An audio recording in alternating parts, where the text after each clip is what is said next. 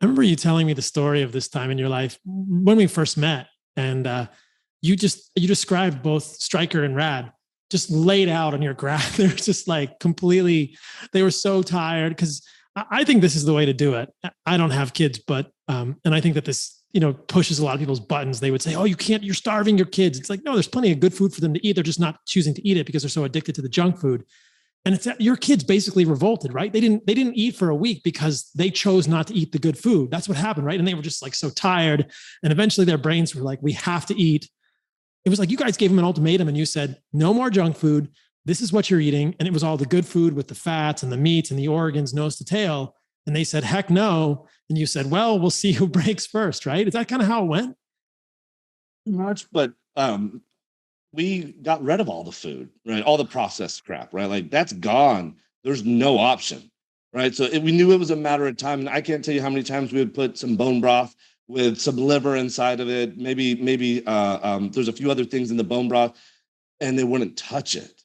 And it's like, okay, guess what? You're seeing that for the next meal and the next meal. And so, sure, over a couple of days, I mean, they were starving, and then they would have a bite, and they loved it. And now they think it's the best, the best thing ever. And now I think if you put liver in front of them, they wouldn't say they love it. They don't dislike it. It's just that they know that liver and bone marrow comes first. They know that nose to tail stuff comes first, and then they get to eat some more stuff that they really enjoy. But back then there was just no option. Like it wasn't in the house. We weren't going anywhere. And I knew we weren't giving it. I remember one time Barbara said to me, she's like, do you think we're doing the right thing? It's been this many days. They're not eating. They're like zombies. They're acting like they have the flu. Do you think we're doing?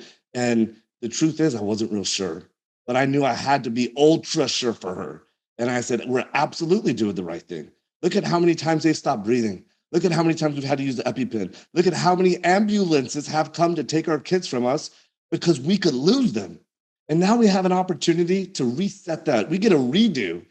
And thank God we did what we did. Because the way that they are now, man, I mean, you already know this. They're kicking ass in life. And so this is one of the most important things we could have done. And I want to share that message with the world because there's so much opportunity, for kids to have a decent chance at life and to really kick ass at life. I think it's so impressive when I'm at your house and Rad, your youngest son, just does a CrossFit workout on his own. Like your wife, nobody says like, hey, it's time for you. He just goes in there and starts racking up plates and he's doing like, he's doing like cleans and jerks and he's like doing walks and he's swinging kettlebells. It's like, he's just doing this on his own, man. He's just like, he's got so disciplined now. He's doing it. And then he's like pulling a sled, you got like your youngest kid just like pulling a sled on his own. And at dinner, cause I've hung out with you a lot at your house and I've seen your boys and they eat with us, man. They eat the organs with us. They eat the meat with us. And I mean, Stryker loves his sweet potatoes. He loves his carbs, but they eat that stuff. They eat the meat first. They know they have to eat that stuff first. Like they're into it, and they're clearly benefiting. It's so cool to see them, really coming into their own and thriving. And it's cool to hear Rad like the blood, or because you said Rad asked for seconds on the blood. Many times he's asked for seconds. He's asked for thirds, and what we do is far more important than what we say. Right? What we model is exponentially important than what we say and what we teach. And so, sometimes the kids will do a workout and they'll say, "Oh, this was tough. Do I really got to work out again?" Or eating this, didn't really taste really good. Do I need to have this again? And these are early conversations that we have. Our kids understand the value of earning stuff now. And you don't have to enjoy everything you do in life. If you enjoy everything you do in life, everything becomes flat, right? You need to pay a price and you need to earn it. And when you understand the benefits on the other side of that, man, everything is better. Everything tastes better. Everything smells better. Everything is better because you just got better because you paid that price. And being able to talk to them about that, being able to shape that, and then being able to see them take their own initiative and go do these things, go pay that price on their own. Nobody has to tell my guys to work out. Every once in a while it might be Christmas and my guys say, it's Christmas. Do I have to work out today? And I say, you don't have to. You don't have to. And then normally the next question is, do we still get paid? Do we still get paid? And of course, the answer is, of course you don't get paid, but I bribe them to, right? And they get $1 per workout. And if they complete all the workouts for the month and they've done their chores, I double that money. And so they get paid a decent amount of money. And so if they miss one workout, let's say it's the 20th day of the month, then it starts over at zero. And so they might not be feeling it that day, but they know the principle behind it. This is not supposed to be fun.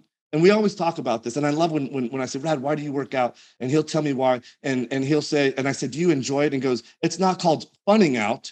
It's called working out, right? It's not supposed, and I love that they can say this stuff. And so I'm glad that you can testify to this. You see them do it. They take the initiative, they go out and they do it, and they live a better life because of it. Imagine how much greater it feels when you've worked out that hard and now you're going to go relax. You know what it feels like to relax. What about everyone else who's been relaxing? They never worked for it and they're just relaxing, right? There's no juxtaposition, right? They've just been relaxing and lazy their whole life. And I talk about this on the stories usually on Thursday. You're going to suffer one way or another, right? You can actively suffer and say you're going to pursue growth. You can work out, you can work hard, you can earn it, or you're going to passively suffer because your life sucks, because you never knew the peaks and the troughs. So one way or another, you're going to suffer. Why not suffer in a way that's going to create a permanently better life? Go earn that shit. And so to see them do that is a valuable thing. I want to see more people do that. And this is why really I'm on social media now, is because the world needs to hear this message.